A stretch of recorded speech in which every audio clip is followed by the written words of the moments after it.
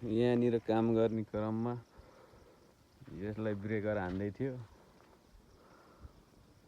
माथिदेखिको सर्लक्कै पाखै बगेर आएर छैन मेसिन पुरिएर यस्तो ढुङ्गा झरेर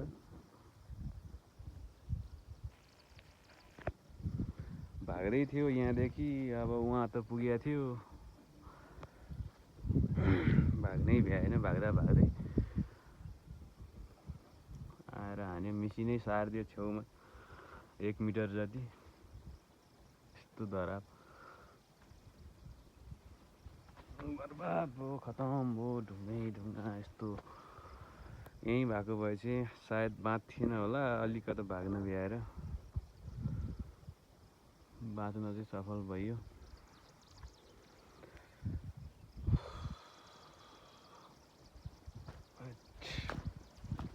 यहाँसम्म छेउसम्म माथिको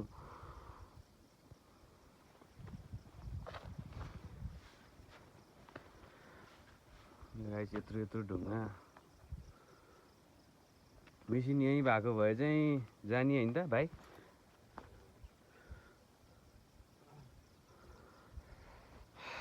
मेसिनमा ठुलो ढुङ्गा आएर बसेको छ। मेसिन यहाँ ब्याक स्याक पनि चल्दैन, केही पनि चल्दैन।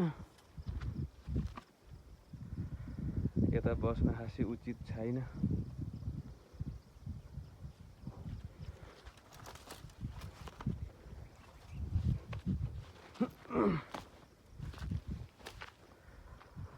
अझै त्यस्तो छ। तनाव भयो गाइस।